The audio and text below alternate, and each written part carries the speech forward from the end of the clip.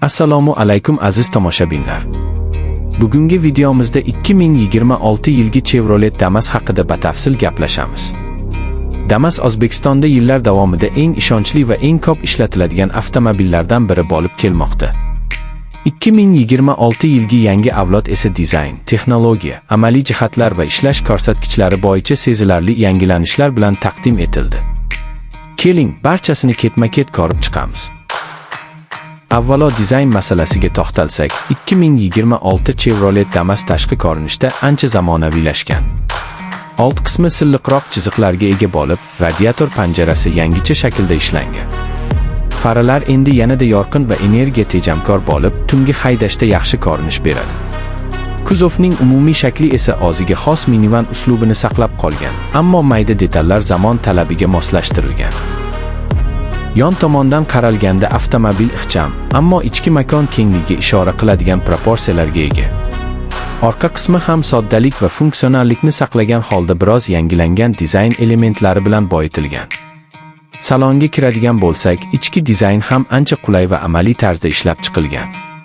Old panel oddiy, lekin haydovchi uchun juda tushunarli joylashuvga ega.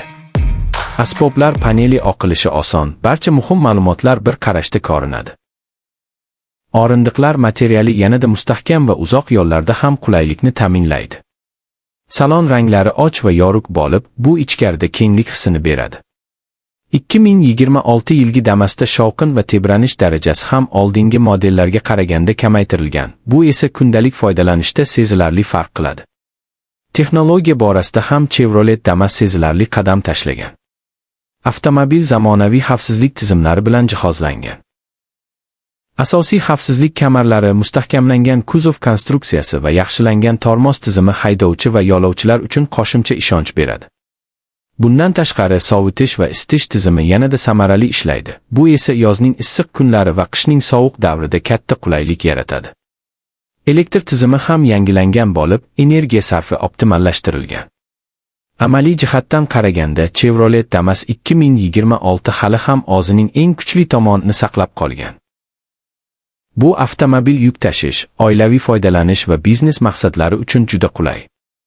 Orqa qismidagi keng joy turli xil yuklarni bemalol joylashtirish imkonini beradi. O'rindiqlarni buklash orqali yanada ko'proq bo'sh joy hosil qilish mumkin. Tor ko'chalarda va shahar ichida harakatlanish oson, chunki avtomobil ixcham o'lchamlarga ega.